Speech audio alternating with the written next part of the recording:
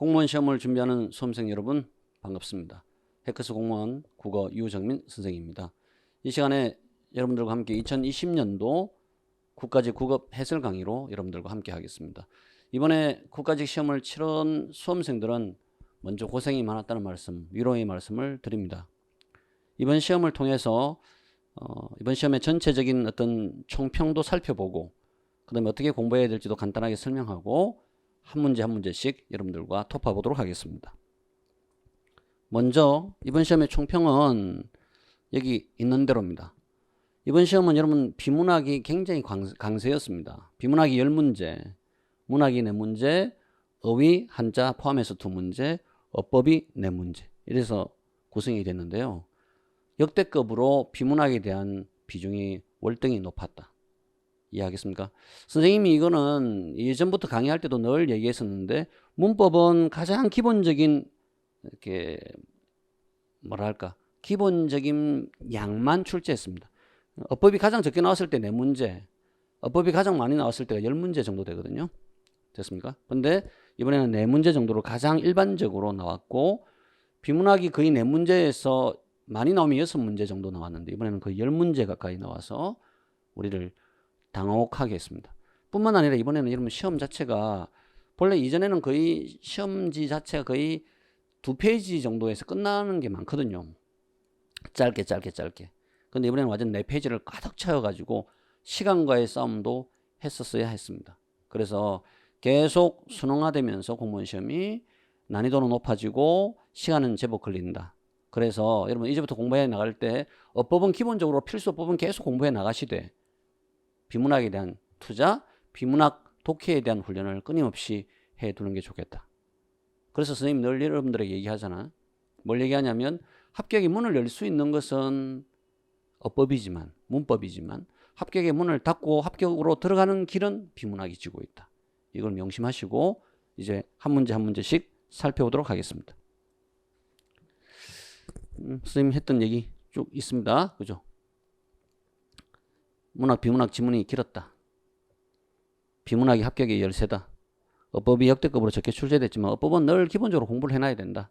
됐습니까? 이게 선생님의 간략한 총평의 핵심. 좀 전에 얘기 다 했죠? 이제부터 시작합시다. 첫 번째, 안긴 문장이 없는 것은 이랬습니다. 여러분, 안긴 문장이라 하는 것은 안긴 문장이라는 것은 최소한 한 문장이 전체 문장 안에서 하나의 문장 성분 역할을 해야 되잖아. 그죠? 그래서 명사절을 나눴다. 최소한 안긴 문장이든 여러분 뭐 이어진 문장이든 겹문장이다. 그죠? 주어, 서술어 이 센텐스가 2개 이상 있어야 된다. 근데 명사절을 나눈 문장은 기, 미음, 음이 있어야 되죠. 그래서 1번 나는 동생이 시험에 합격하기를 1번은 명사절을 하는 문장. 됐습니까? 두 번째 착한 영어는 이 두 번째를 잘 봐야 돼. 관형사절은 니은, 는, 던, 뭐뭐할 이런 거잖아. 그죠? 그래서 이번 같은 경우에는 착한 영어 있네. 그죠? 착한 영어는 여러분 착하다의 니은이 있잖아. 관형사절 딱 보고 바로 알아차려야 돼. 그래서 이 문장은 영어가 착하다라는 센텐스.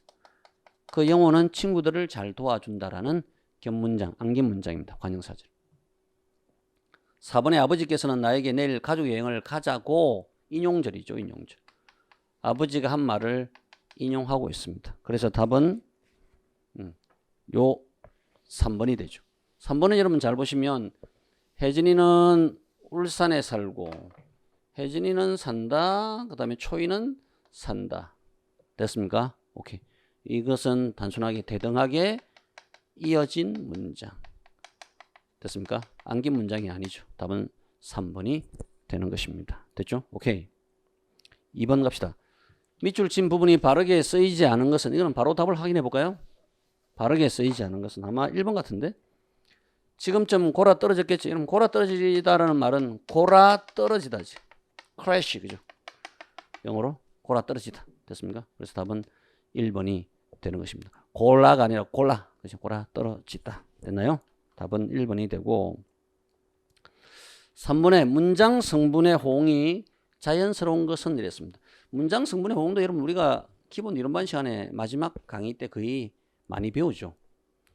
1번 보면 1번 내가 여러분들에게 강조하고 싶은 것은 내가 여러분들에게 강조하고 싶은 것 점은 이랬네 그죠?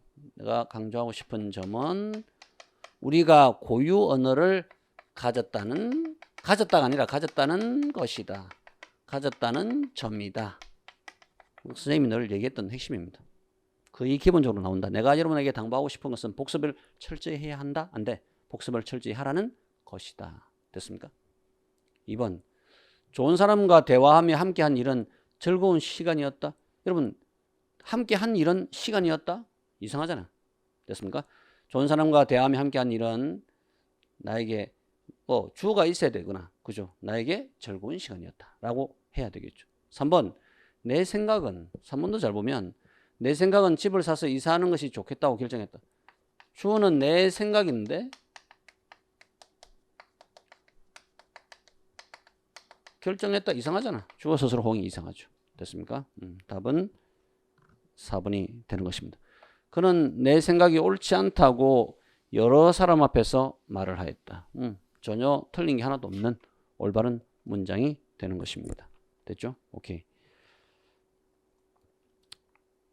4번도 가볼까요? 4번. 기억 리얼의 고쳐 쓰기 방안으로 적절하지 않은 것은 이랬습니다. 됐나요? 공사하는 기간 동안 안전사고가 일어나지 않도록 여러분 보자마자 알아차려야 돼. 뭘 알아차려야 되냐면 기간과 동안이 의미가 중복되어 있죠. 공사하는 기간 또는 공사하는 동안 똑같은 말입니다. 그래서 하나를 없애야 되는데 1번 기간과 동안은 의미가 중복되기 때문에 하나를 공사하는 기간 동안을 공사하는 동안으로 바꾸는 게 좋겠다. 2번 오늘 회의에 팀 전체가 모여 회의를 갖겠습니다. 그럼 이건 영어 번역 투의 문장이죠. have 맞죠? 됐습니까? 회의를 가진다 안 됩니다. 회의를 하다. 이거는 당연히 회의를 하다. 비상문이 열려져 있었어. 이중피동이네 보니까 그죠? 열다의 피동이 열리다. 거기다가 또 어지다를 쓰면 안 된다고. 이중피동입니다. 그죠? 그래서 열려 있어로 바꿔야 되겠죠. 됐습니까? 오케이. 답은 잘 고쳐놨네. 1, 2, 3번은. 지난밤 검찰은 그를 뇌물수수 혐의로 구속했다. 검찰이 주어잖아요. 검찰은 그 사람을 구속했다. 틀린 건 없는 것 같습니다. 그런데 답을 4번으로 잘못해놨습니다. 동작의 대상에게 행위에 효력이 미친다는 의미를 제시해야 하므로 구속했다는 구속시켰다로. 검찰은 구속시키는 게 아니죠. 검찰은 그를 구속했다가 올바른 문장이 되는 것입니다. 고칠 필요가 전혀 없다. 그래서 답은 4번이 되는 것이다. 넘어갑시다. 5번. 5번은 선생님이 이제 맞춤법, 이게 사실 이제 어법과 관련돼 있지만 어휘 문제로 선생님은 넣어놨습니다. 그죠? 근데 어휘는 사전 배열 순서잖아. 사전 배열 순서. 됐나요? 보니까 여러분, 아, 야, 어, 여, 오, 요, 우, 유, 의 이렇잖아요. 됐습니까? 모음의 배열 순서는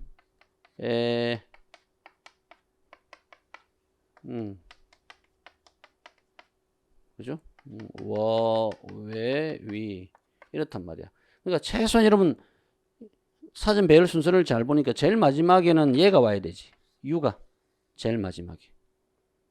됐습니까? 그 다음에 와가 그 앞에. 그 다음에 이제 오가 와야 되죠. 오 앞에서는 이제 순서가 그너들어 먹어서 그죠? 보니까 드, 르, 너 이렇게 되네. 그지? 순서는 드, 르, 너가 돼야 됩니다. 맞는지 한번 볼까요? 드, 르, 너. 이해하겠죠? 오케이. 거저 먹어야 된다, 이거는.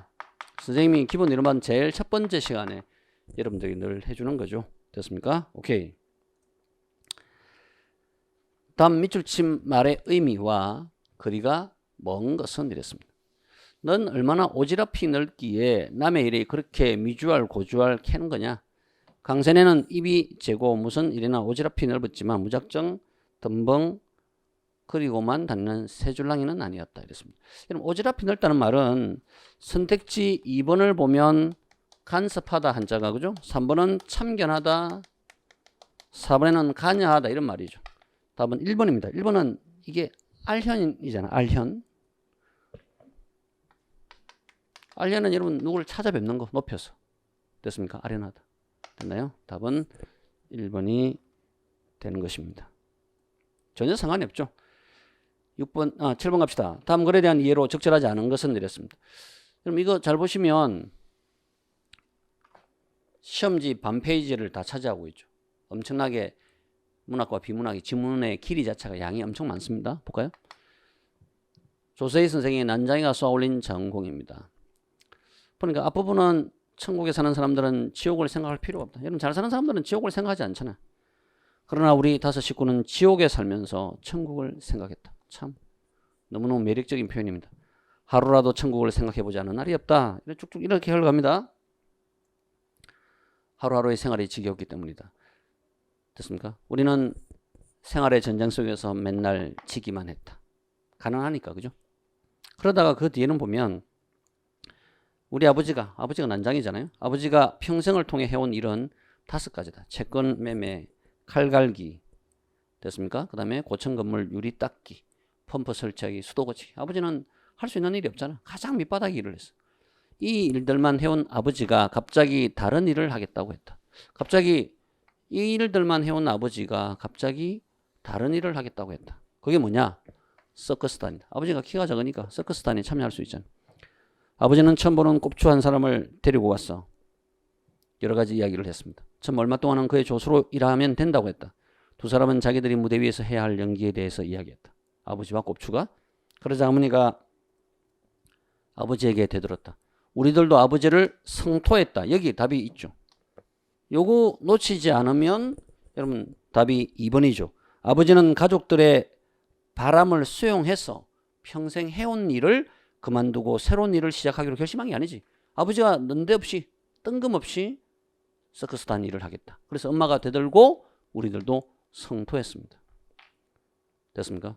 그러자마자 아버지는 힘없이 물러섰다. 됐습니까? 곱추는 눈물이 핑 돌아 나갔다. 왜? 뭔가 아버지하고 일해서 돈을 좀 벌어보려 했는데 이것도 안 되니까. 그의 뒷모습은 아주 쓸쓸해 보였다. 아버지의 꿈은 깨어졌다. 아버지는 무거운 부대를 메고 다시 일을 찾아 나갔다. 노가다로 나갔다는 거죠. 됐습니까? 그 뒤에는 이제 중략된 이유는 어머니가 울고, 됐습니까? 재봉공장에 나가서 접지를 하고 골무를 끼고 인쇄물을 접었습니다.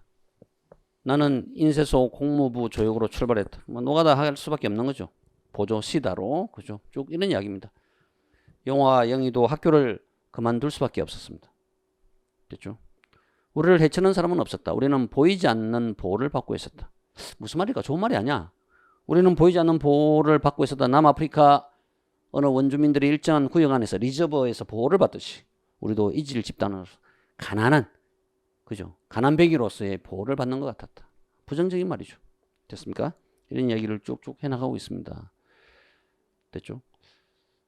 그래서 영호는 인쇄에서 일을 했는데 나는 우리가 한 공장에서 일하는 것이 싫었다. 형제끼리 이러면 같이 노가다 한다 생각해봐. 그죠? 영호도 마찬가지예요. 그래서 영호는 먼저 칠공소 조수로 들어가 잔심부름을 했다. 가구 공장에서도 일했다. 그 공장이가 일하는 영호를 보았다. 뽀얀 톱밥 먼지와 소음 속에 서 있는 작은 영호를 보고 나는 그만두라고 했다. 얼마나 불쌍해. 동생이 힘든 노가다를 하니까. 됐습니까? 인쇄 공장이 소음도 무서운 것이었으나 그곳에는 톱밥 먼지가 없었다. 우리는 죽으라 하고 일했다. 우리의 발목은 공장 안에서 굵어갔다. 참 슬프네, 그죠? 표현이 담담하게. 영희는 그때 큰 길가 슈퍼마켓 한쪽에 자리 잡은 빵집에서 일했다. 우리가 고맙게 생각한 것은 환경이 깨끗하다는 것 하나뿐이었다. 환경만 깨끗하지 우리한테 주어진 처우라든지 대우는 약했다, 이런 말이겠죠. 우리는 무슨 일이 있든 공부는 해야 한다고 생각했다. 공부를 하지 않으면 우리 구역에서 벗어날 수가 없다고 생각했다. 너무너무 슬프다, 그죠? 뭐 이런 이야기가 쭉쭉 이어집니다. 됐죠?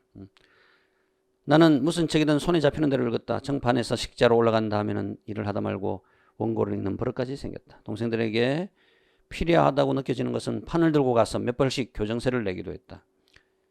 영호와 영희는 나의 말을 잘 들었다. 뭐 실제로 우리가 읽은 것은 하나도 없었다. 나는 고위금융고시를 거쳐 방송통신고등학교에 입학했다. 이 조세희 선생의 난소공은 여러분 뭐 스테디셀러이기도 하고 명작이죠. 됐습니까? 꼭 한번 읽어보기를 바랍니다. 1번 우리 5 식구는 생존을 위해 애쓰지만 윤택한 삶을 누리기가 어려운 처지에 있다. 맞고 2번 답은 2번이죠. 일단 아버지는 가족들의 바람을 수용해서 평생 해온 일을 그만두려고 한 게 아니고 아버지가 뜬금없이 서커스단 일하겠다고 와서 엄마한테 갈굼을 당하고 우리한테 성토를 당했죠. 3번 보이지 않는 보호는 말 그대로의 보호라기보다는 벗어날 수 없는 계층적 한계를 의미한다고 할 수 있다. 우리는 자신들의 구역에서 벗어난 길을 공부를 한 자가 됨으로써 찾을 수 있다고 생각하고 있죠. 됐습니까? 오케이. 넘어가십시다. 8번 글쓴이의 견해에 부합하지 않는 것은 내렸습니다. 사물 인터넷의 정의로 수십억 개의 사물이 서로 연결되는 것이라고 설명하는 것은 그리 유용하지 않다. 사물 인터넷이 무엇인지 이해하기 위해서는 이 지문도 생각보다 난이도가 좀 있었습니다. 사물에서 출발하기보다는 인터넷에서 출발하는 것이 좋다. 사물 인터넷도 인터넷이라는 말에서 출발해야 됩니다. 인터넷이 전 세계의 컴퓨터를 서로 소통하도록 만든다는 생각이 실현된 것이라면 맞네. 사물 인터넷은 이제 전 세계의 사물들을 컴퓨터로 만들어서 서로 소통하도록 만든다는 생각을 실현하는 것입니다. 컴퓨터는 본래 전원이 있고 칩이 있고 이것이 통신장치와 프로토콜을 갖게 되어 연결된 것입니다. 그렇다면 이제는 전원이 있었던 전자기기나 기계 등은 그 자체로 전원이 없었던 일반 사물들은 새롭게 센서가 배터리, 통신 모듈이 부착되면서 컴퓨터가 되고 이렇게 컴퓨터가 된 사물들이 그들 간에 또는 인간의 스마트 기기와 네트워크로 연결되는 것입니다. 이게 전부 다 사물 인터넷 이야기입니다. 현재 인터넷과 사물 인터넷의 차이를 혹자는 사람이 개입되는 것은 사물 인터넷이 아니라고 이야기하면서 엄격한 M2M이라는 개념에 근거해서 설명합니다. 또 혹자는 사물 인터넷이 실현되려면 사람만큼 사물이 판단할 수 있어야 한다고 주장하면서 사물의 지능성을 중요시하는 경우도 있는데 여기서는 좀 조심해야 됩니다. 뭐냐면 여기 봐봐. 어떤 사람은 사람만큼 사물이 판단할 수 있어야 한다고 주장하면서 사물의 지능성을 중요시하는 경우도 있는데 두 가지 모두 그릇된 것이다. 잘못했다. 사람이 인간의 지능을 가져야 된다? 헛소리다. 이걸 알아야 답이 금방 나옵니다. 됐나요? 사물 인터넷을 제대로 이해하려면 기존 인터넷과의 차이점에 주목하기보다는 오히려 공통점을 인식하는 것이 더 중요하다. 컴퓨터를 서로 연결하는 수준에서 출발한 것이 기존의 인터넷이라면 이제는 사물 각각이 컴퓨터가 되고 그 사물들이 사람과 손쉽게 닿는 스마트폰, 스마트워치 등 것으로 소통하는 것이다. 이랬습니다. 일단 답을 먼저 한번 볼까요, 여러분?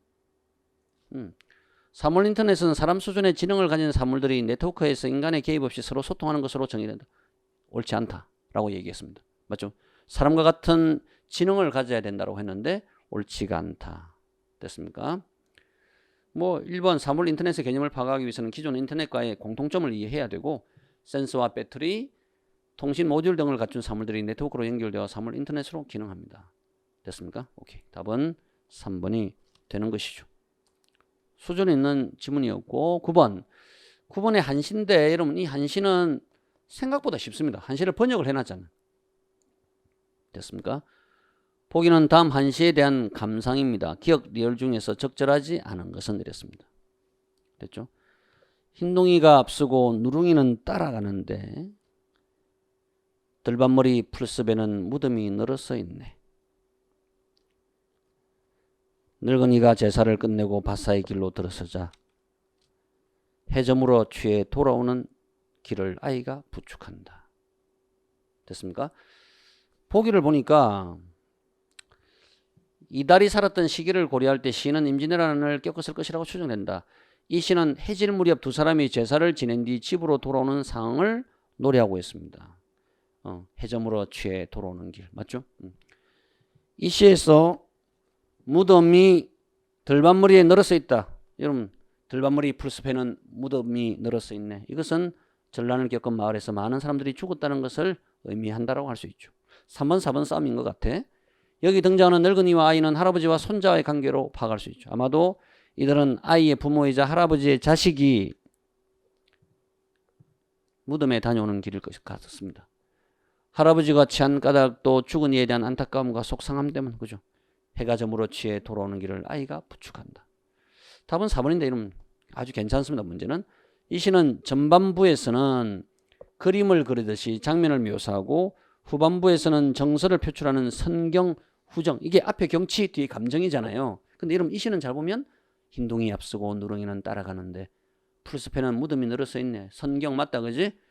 늙은이가 제사를 끝내고 밭사이 길로 들어서자 해점으로 취해 돌아오는 길을 아이가 부축한다. 선경, 후경이지. 여기서는 개인적인 감정이 하나도 없잖아요. 그래서 이거는 선경, 후정이 아니라 선경, 후경. 그냥 경치를, 풍경을 묘사했다라고 해야 되겠죠. 그래서 아마 답이 4번이 돼야 되는 것 같습니다. 됐죠? 적절하지 않은 것은. 됐나요? 오케이. 선경, 후정이 아니라 선경, 후경. 둘 다 그랬다. 됐죠? 오케이. 기억 리얼의 한자. 됐습니까? 한자 표기로. 1번에 도전할 때 이러면 도자가 요거죠, 이거. 이래서 틀렸고. 이번에 천동설을 지지한다 할 때, 지지할 때 이러면 이게 이렇죠. 지지. 됐습니까? 지지. 됐나요? 세 번째, 침묵 여기 있네. 침묵은 여러분, 침자. 이것 때문에 답이 안 되죠. 답은 맹세가 올바른 답이 되어 있더라고요. 오케이. 맹세. 됐습니까? 오케이. 넘어갑시다. 11번. 다음 대화에서 정민의 의사소통 방식으로 가장 적절한 것은? 됐습니까? 또 선생님이 직접 등장했네. 요즘 짝꿍이랑 사이가 별로야? 왜? 무슨 일이 있었어? 여러분 이거는 잘 보면 선생님 이거 어젠가 우리 심화이론반에서 개강 때 얘기했는데요. 의사소통 방식이니까 최소한 상대의 말을 어떻게 들어주잖아. 한번 볼까요? 그 애가 내일에 자꾸 끼어들어서 사물함 정리부터 내 걸음걸이까지 하나하나 지적하잖아. 좀 싸가지가 없네. 그런 일이 있었구나. 짝꿍한테 그런 말을 해보지 그랬어. 해봤지. 하지만 그때뿐이야. 아마 나를 자기 동생처럼 여기나 봐. 나도 그런 적이 있어. 일단 공감을 해주네. 그죠? 작년에 내 짝꿍도 나한테 무척이나 심했거든. 자꾸 끼어들어서 너무 힘들었어. 이렇게 너무 끼어드는 애들 참 피곤하다. 그죠? 내 얘기를 들으니 그때가 다시 생각난다.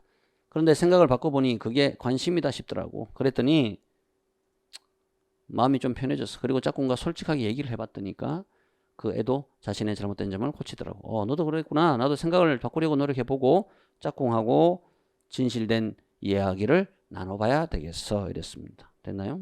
답은 뭐 쉽게 나옵니다. 자신의 경험을 예를 들어서 상대방의 해결점을 찾을 수 있도록 도와주는 거죠. 좋은 친구입니다. 됐나요? 오케이. 넘어갑시다. 12번. 다음 글에서 제시된 글의 전개 방식이에요. 그럼 글의 전개 방식이 딱 보자마자 인과잖아. 원인과 결과의 관계를 찾아내는 것입니다. 답을 바로 볼까요? 이거는 답을. 인과잖아. 인과. 원인이 있으니까 결과가 있는 거잖아요. 온실 효과로 지구의 기온이 상승할 때 가장 심각한 영향은 온실 효과 때문에 지구 기온이 상승하잖아요. 그러면 결국 해수면이 상승하거든. 됐습니까? 바다와 육지 비율을 변화시키지. 그러면 다시 또 기후변화를 유발하죠. 원인과 결과가 계속. 그래서 결론적으로 저지대 섬나라가 물에 잠기게 된다. 이건 거저 먹어야 된다. 가장 쉬운 문제 중에 하나였습니다. 됐죠? 오케이. 13번 갑시다. 13번은 다음 진행자 A의 대화 진행 전략으로 적절하지 않은 것은? 여러분 이건 답을 먼저 한번 볼까? 이거 선생님이 그 심화이론 할 때도 합법할 때 얘기했는데 됐나요? 계속 뭐 이렇게 선생님하고 진행자하고 A와 진행자가 뭡니까? 진행자 A와 B가 대화를 나눕니다. 이거 일단 보자. 이거 상대방의 대답에서 모순점을 찾아 논리적으로 대응하면 이거는 여러분 대화가 진행이 안 되겠지. 한번 보라고. 이렇습니까? 물어보고 당신이 이거 잘못됐네. 논리적으로 결함을 계속 찾으면 말이 안 된다고. 이런 문제는 공무원 시험에 몇 번이나 출제된 적이 있다고. 알겠죠? 선생님 심화이론에 그대로 있습니다. 상대방의 대답에서 모순점을 찾아서 논리적으로 대응하면 이거는 진행이 적절하지가 않죠. 여러분 이야기를 보면 그런 내용입니다. 의약품 공급 정보망 구축 사업을 진행하는데 전문가 한 분을 모시고 관계자 한 분을 모시고 말씀을 들어보기로 하겠습니다. 그런데 여러분 상대방이 대답해서 논리적 모순점을 찾아서 갈구면 안 되잖아요. 됐습니까? 쭉 하니까 의약품 공급 정보망이란 말이 다소 생소한데 이게 무슨 말인가요? 그렇군요. 그동안에 사업에 성과가 있었다면 그럴 만한 이유가 있었을 텐데요. 그에 대해서 말씀해 주십시오. 그렇군요. 혹시 이 사업에 걸림돌은 없습니까? 그러니까 앞으로 이런 문제를 해결하기 위한 제도 정비나 의료 전문가의 지원이 좀 더 필요하다는 말씀인 것 같군요. 됐습니까? 상대방의 말을 들었다는 반응을 보이고. 됐습니까? 됐죠? 그 다음에 의료 전문가의 지원이 좀 더 필요하다는 말씀인 것 같군요. 끝으로 이 사업에 참여하려면 어떻게 해야 하나요? 대화의 화제가 된 일을 홍보할 수 있는 대답을 유도하게 됩니다. 됐나요? 오케이. 그 다음에 상대방의 말을 대화의 흐름에 맞게 해석하여 상대방의 말을 보충해 주고 있습니다. 맞죠? 거저 먹어야 되고 넘어갑시다. 14번 다음 글에 대한 이해로 가장 적절한 것은 이랬습니다. 용왕의 아들 이목이 글을 읽어야 돼. 용왕의 아들 이목은 항상 절 옆에 작은 연못에 있으면서 남몰래 스님의 법화를 그죠? 보양스님이네. 보니까 보양스님의 법화를 도왔습니다. 용왕의 아들 이목이 문득 어느 해에 가뭄이 들어서 밭에 곡식이 타들어가자 보양스님이 이목을 시켜 비를 내리게 하니 비는 누가 내렸지? 이목이 용왕의 아들 이목이 비를 내렸다고. 고을 사람들이 모두 흡족히 여겼다. 하늘의 옥황상제가 열받은 거죠. 하늘의 뜻을 모르고 비를 내렸다 해서 이목을 죽이려고 했다. 이목이 보양스님에게 위급함을 아뢰자 보양스님이 이목을 침상 밑에 숨겨줬다. 잠시 후에 옥황상제가 보낸 천사가 뜰에 이르러서 이목을 내놓으라고 했다. 보양스님이 뜰 앞에 배나무가 이러면 한자로 이목이잖아. 이목. 맞죠? 배나무를 가리키자 천사가 배나무에 벼락을 내리고 하늘로 올라갔다. 그 바람에 배나무가 꺾어졌는데 용이 쓰다듬자 곧 소생하였다. 일설에는 보양스님이 주문을 외워 살아났다고 한다. 아마 전설과 관련된 이야기 같습니다. 그 나무가 근래에 땅에 쓰러지자 어떤 이가 빗장 막대기로 만들어 선법당과 식당에 두었다. 그 막대기는 글귀가 새겨져 있다. 지금도 그 막대기가 있다 이런 말이죠. 됐나요? 1번 천사의 벼락을 맞은 배나무는 저절로 소생한 게 아니죠. 용이 쓰다듬자. 됐나요? 2번 천사는 이목을 죽이려다가 실수로 배나무에 벼락을 내렸다 이랬습니다. 실수가 아니지. 바보처럼 그걸 믿고 말이야. 그죠? 3번 벼락 맞은 배나무로 만든 막대기가 글쓴이의 당대까지 이련이의 시대까지 있는 거죠. 4번 제멋대로 비를 내린 보양 스님을 벌하는 게 아니죠. 비를 내린 사람은 이목이지. 이목. 생각보다 조심해서 읽으면 틀리지 않고 제대로 읽지 않으면 틀리기 쉬운 문제입니다. 됐습니까? 오케이. 이런 건 실수 안 해야 되고 15번 갑시다. 기억에 들어갈 주장으로 가장 적절한 것은 이랬습니다. 경상지역 방언을 보면 어와 을을 구별하지 못하고 이를 정표를 구별하여 듣지 못할 뿐만 아니라 발음도 제대로 못합니다. 이거 틀리지 않아. 맞는 것 같습니다. 또 이들은 스와 쓰를 구별하지 못하고 이거는 아마 경북 방언에서 그런 것 같은데 따라서 이들은 부산 사람들은 살밥이라는 건 없는 것 같은데 쌀밥을 이렇게 말하듯이 쉽게 차이를 알지 못합니다. 한편 평안도 및 전라도와 경상도 일부에서는 오와 을을 제대로 분별하지 못하고 평안도 사람들은 즈 발음을 다른 지역의 디귿 발음과 매우 비슷하다. 이처럼 이런 말이죠. 이처럼 우리말에는 지역에 따라서 구별이 되지 않는 사투리에 따라서 구별이 되지 않는 발음이 있다는 거지. 소리가 있다. 됐습니까? 오케이. 어와 으, 스와 스, 드와 즈 이런 거 구별이 안 된다. 됐습니까? 답은 3번이 되는 것 같습니다. 16번 글의 통일성을 고려할 때 기억에 들어갈 문장으로 가장 적절한 것은 이랬습니다. 기억? 여러분 이거는 앞뒤 문맥을 잘 보세요. 스마트폰 기술 혁신 쪽 했는데 여러분 잘 볼까요? 여기 보면 항상 앞뒤 문맥에 답이 있습니다. 이런 가운데 오랜 기간 스마트폰 생산량의 수요를 지켜왔던 기업들의 호 시절도 이젠 끝난 분위기다. 이랬습니다. 좋았던 시절이 끝났다. 여기에 맞는 한자 성어를 사실 묻는 거죠. 됐나요? 권불 10년. 그럼 권불 10년은 권세는 10년을 가지 못한다 이런 말이잖아. 답이 2번입니다. 1번은 여러분 절치부심 복수나 패배를 이겨내기 위해서 이를 갈면서 기다린다. 그죠? 아전인수 내논에 물대기 답이 안 되죠. 내후 애완 안에 근심 바깥에 환란. 보니까 스마트폰 업체가 좋은 시절이 끝났다. 그래서 권불 10년. 권세는 10년을 가지 못한다. 17번. 다음 글에 대한 이해로 적절하지 않은 것은 이랬습니다. 희극의 발생 조건에 대하여 베르그송은 집단지성 한 개인의 존재 등을 꼽았다. 됐나요? 희극의 발생 조건 됐습니까? 베르그송의 이야기고 집단지성 한 개인의 존재 등.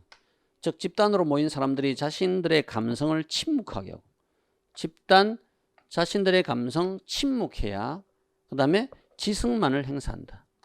그러니까 감성은 여러분 감성은 침묵하게 하고 지성을 행사한다. 그래서 답이 1번이야. 1번. 베르그송에 의하면 희극은 관객의 감성이 집단적으로 표출된다.